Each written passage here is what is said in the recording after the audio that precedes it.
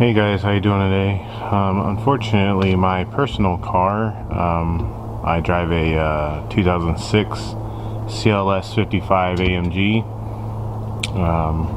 It decided to develop a crack in the radiator, so I will be showing you how to replace that today. This should be exactly the same, or if not very similar, for all the W211 chassis cars, which is the 03 through 2010 E classes, E500s, E320s, E350s, and so on. And then it should be the same for the W219 chassis, which is this car. This is a CLS, so the CLS550s, CLS500s. They should be very similar, as well as the other guys. You know, I'm in United States, so we don't have this. I think there's CLS 350s in Europe, and so on and so forth. But pretty much any E class and CLS should be the same.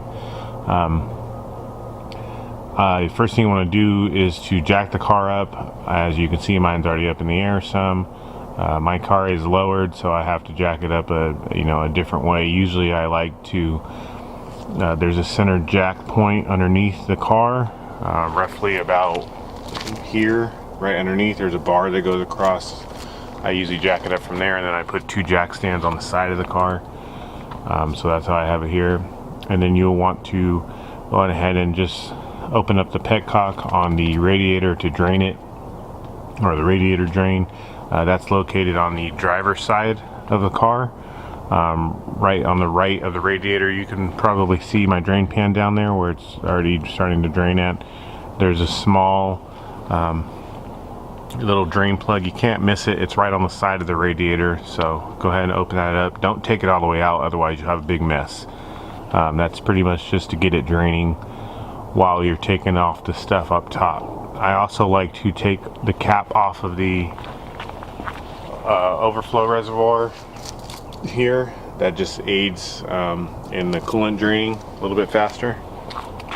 So I guess we just move on to taking this off.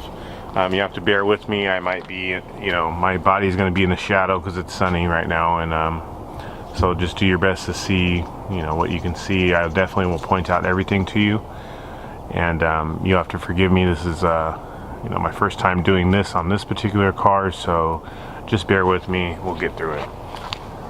Right now, you'll need first thing you want to do is to remove this weather stripping here. It's going to go on the top of the engine bay. You can just pull it off and just set it on top of the engine. The next thing you want to do is to remove the 6 T30 Torx screws that hold on this top radiator support. There's one right here, here, and here, and then there's 3 here. 1, 2, 3 here. So you can go ahead and loosen those up and get them out of the way.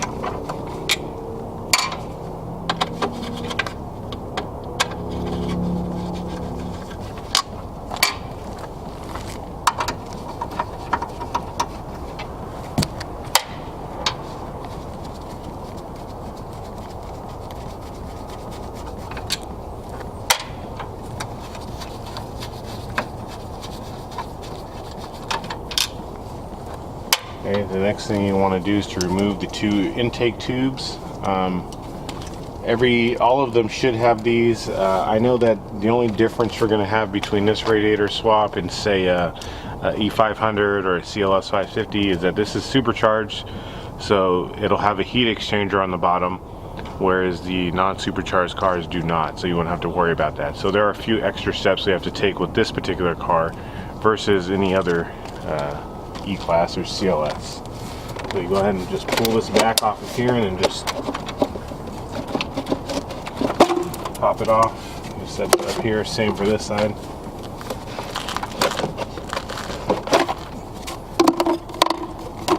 Just set them up there. Okay, so next thing we want to do is to remove, we're going to have to remove these air intakes here on both sides. They're held on by small little pins, these plastic pins. There's a pin right here. I usually just take a set of dikes or side cutters, and just use it to lift up the pin a little bit. You can use a flathead screwdriver as well, it's fine. Like so, same for the other side.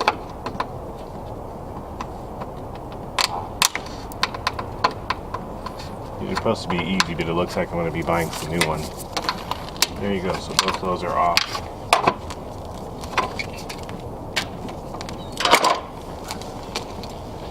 Now there's also 3 10mm bolts that are behind this here support.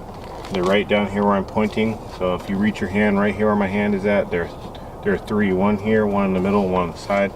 You can go ahead and loosen and take those off.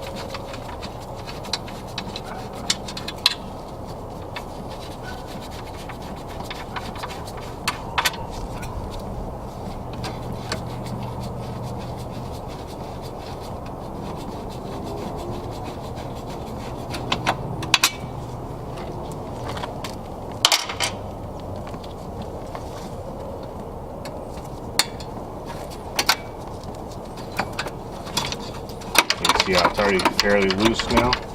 So next thing I want to do is to loosen up the horn here. It's a 10mm nut.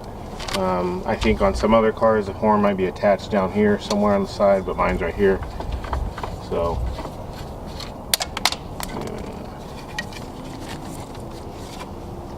I'm going to go ahead and cut this off here because I know I'm going to have to remove this. So I'm going to release this from here. I can zip tie it back on later. Just let that sit over here to the side. Or you can even disconnect it and just take the horn off completely if you'd like to. But it's not necessary.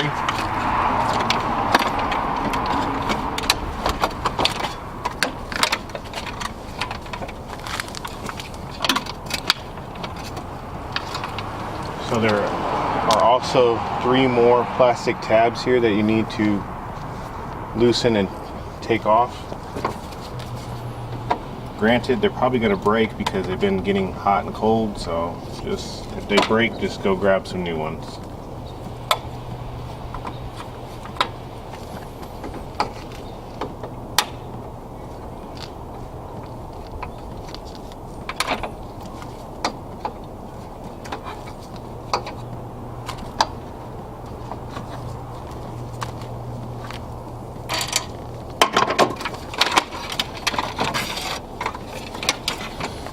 So there you'll have this fairly loose now. The only thing that's under here is the hood release cable. You can probably see right here. It's just hooked into 2 clips. It's very easy to take it off. Just slide them out of the clips with your hand, and then you can go ahead and remove this top part. Set it down on the side.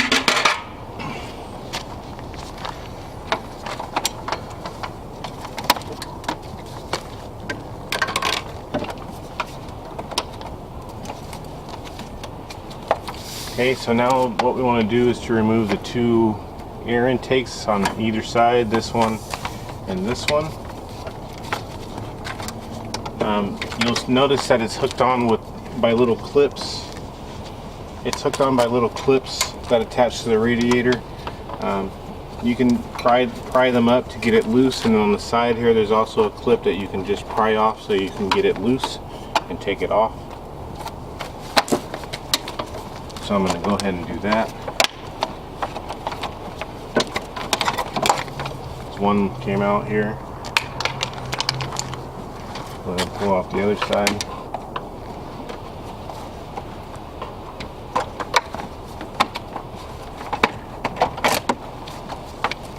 Other side's off.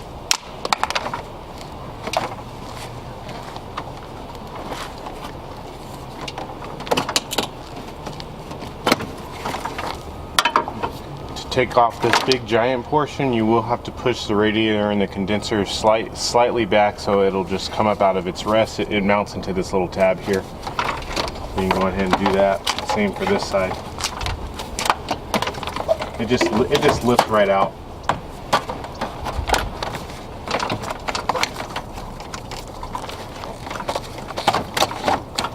Like so. Be careful with your bumper, as you see I'm not doing. and you can go ahead and remove this out. Okay, now that you got the top radiator support off, coming to the, we need to take off the fan shroud. In order to do that, we need to loosen up all of the hoses, power steering hoses, transmission hoses that are connected to the fan shroud. This is kind of a bad angle, but the only angle I can get. I'm laying up underneath the passenger side of the car. You will notice that there is a black hose that runs, a metal pipe that runs, you know, the length of the radiator support, or excuse me, the length of the bottom of the fan shroud. There will be a 10mm here that I took off that you do not need to take off. You can actually leave that on. But there is a bracket right here with the little round cylinder right here, you can see. There's one T20 Torx that holds this to the fan shroud. What you need to do is take that Torx off, and then you can go ahead and set that down. And then when you move over to the driver's side, of the car, you will actually see where all the bundle of hoses come together over here. Let's see if it'll zoom in on me. Over here where my hand is at, you'll notice there will be all the collection of hoses that come up, and staring from the bottom you will see that they're all pretty much sitting in a hook that's hooked to the radiator shroud. Pretty much like how you would hang an ornament on a tree, the hoses are just hooked into a little hook.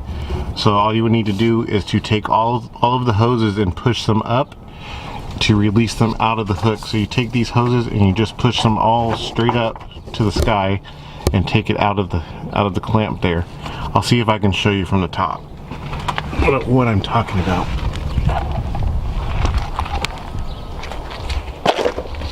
It's pretty hard to see from this angle here, but let me see if I can get you something. So pretty much looking straight down here, there's a hook right here where my finger is at. It's hard to see, but you'll be able to see it when you're working on it, what I'm talking about and how to get it out. So pretty much these lines right here need to come straight up so that you can get them, you can pull them straight up and out of the hook. That way they are detached from the fan shroud. So now that I got those off, the next thing you'll want to do is to remove the two clips that are holding the fan shroud on. There's one right here, and then there's another one on this side that I've already taken off. But you can just take your screwdriver, stick it in there, and kind of just pry up on it. Careful, don't lose the clip, and you can just set it down to the side. After you've done that, you pretty much should just be able to lift the fan, as you see I'm doing. You can lift the fan straight up and out. Just be careful not to break any tabs off or rush it. I'm going to go ahead and pull it out now. Okay, I got the fan out. As you can see, it's sitting on the ground there. I did forget to mention that looking at the car right here on the left side of the fan, there is a connector. You need to just squeeze the tabs and pull it off and set it to the side. I found it easier when I was pulling this out to pull it up initially and then kind of, you know, tilt it to this side and to get it to come out, because these tabs here are going to hit on some of the hoses on their way up. But with a little bit of wiggling, you should be able to get it out, no problem.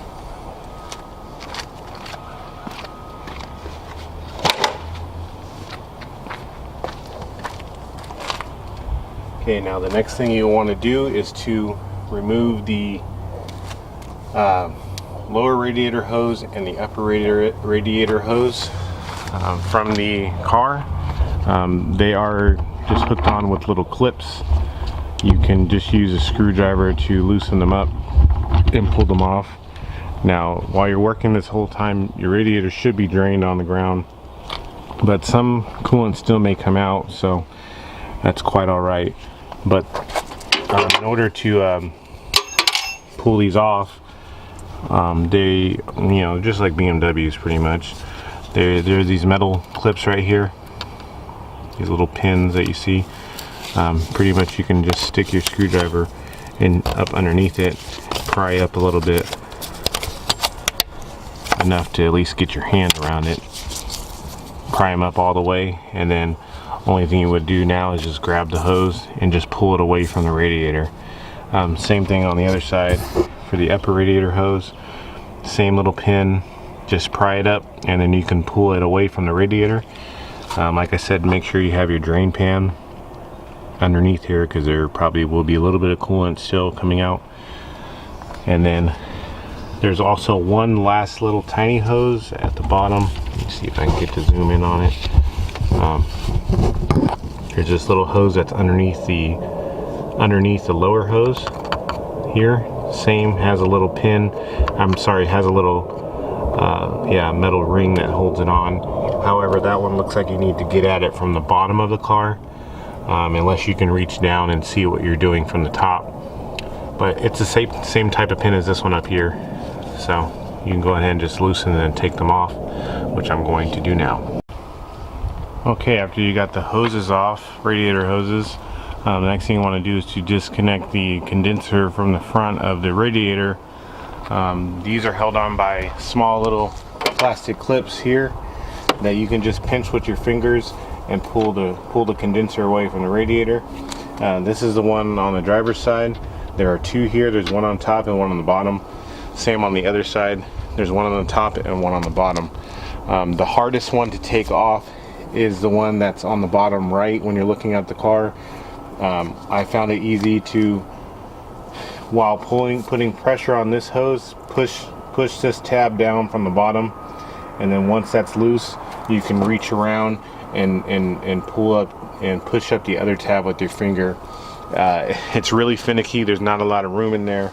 I'd imagine if the bumper was off, it'd probably be easier to get at, but we're not going to take all that off.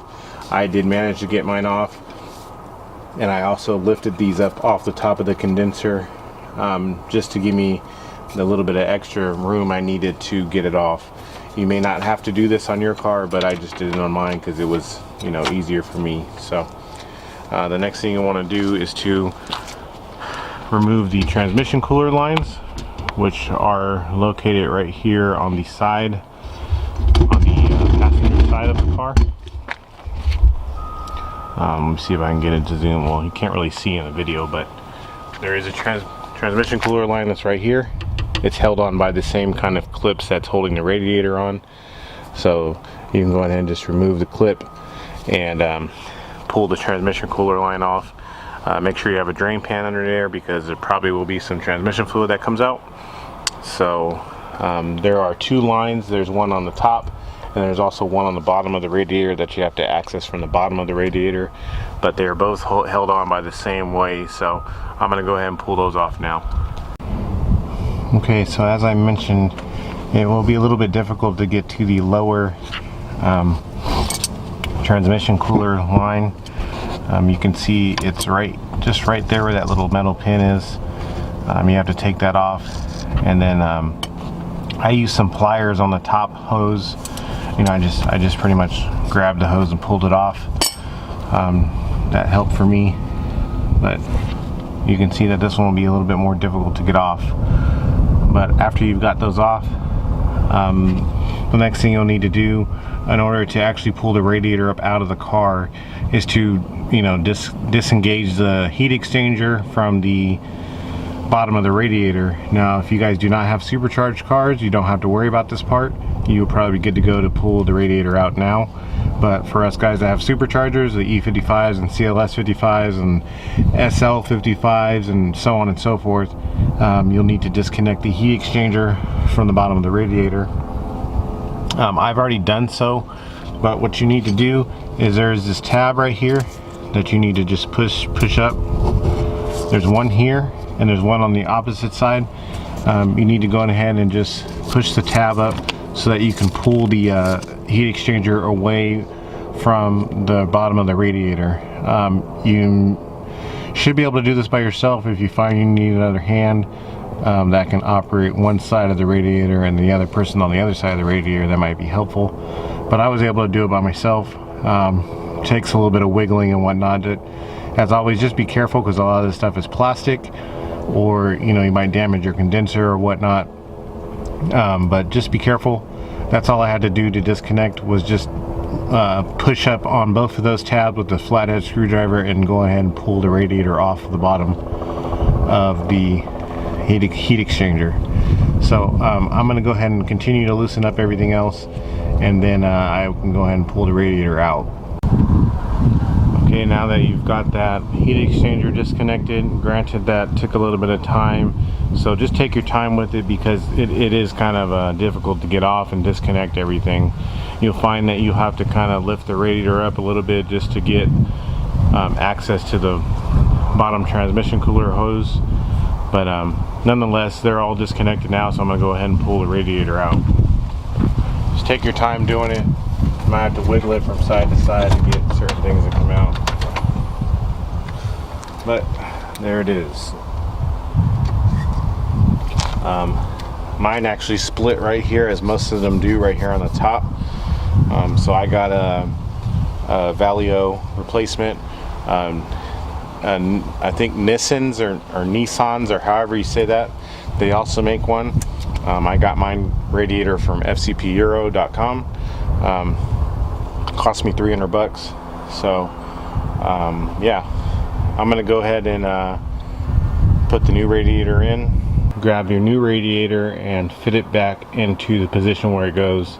This will probably be the most challenging part of the whole job, because there are a lot of clips that need to slide into place correctly.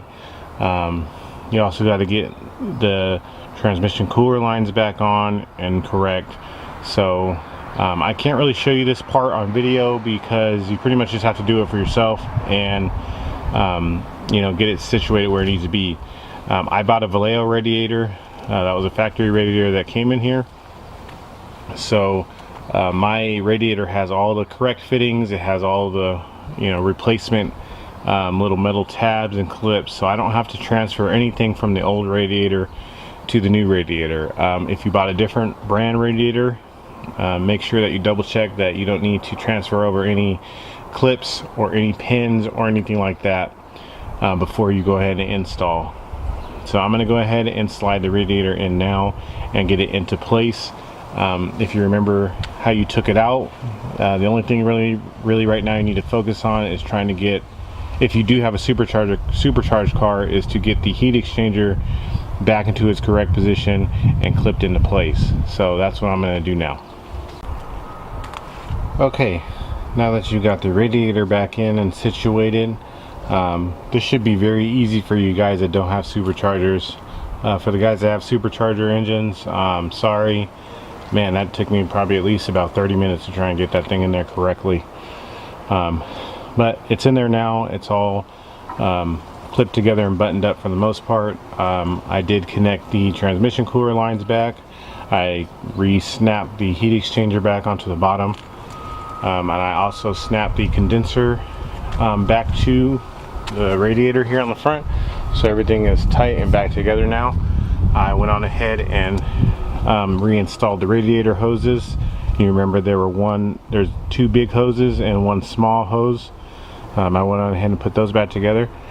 Now what I'm going to need to do is to slide the fan and the fan shroud back in. So again, just take your time reinstalling that, slide it back in. You might have to, you know, tilt it one way or another just to get it to fit, but make sure that it is down and seated correctly, so that way everything else will go back together easy for you. So I'm going to go ahead and put that in now, and then we can go ahead and continue to the next step. Okay, got the fan shroud back in, the fan back in. If you remember, you'll have to take the hoses that were attached to the fan shroud, you have to take it and hook it up back onto the hook that's on the fan shroud on the driver's side, this, you know, on the back side. And then there's also that T20 Torx screw that you had to remove. You need to go on ahead and reinstall that back onto the bracket where it goes. Then you can go on ahead and put the two small clips on top of the fan shroud that go on here, like so.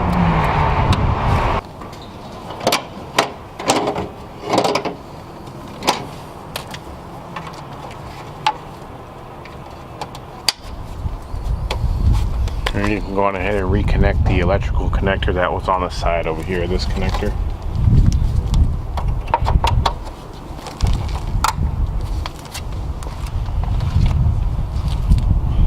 Okay, now that that's all back on, we can go on ahead and reinstall the plastic shrouds that went around the side of the radiator. So I'm gonna go ahead and do that now.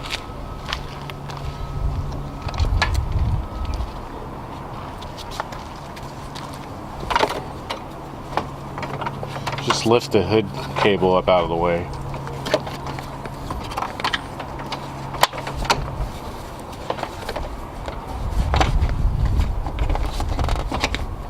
This may be a little challenging, but take your time, you'll get it. Okay, now that you've got the side air intakes back in, these here pieces, took a little bit of time to put them in, but mine are in now, good, ready to go.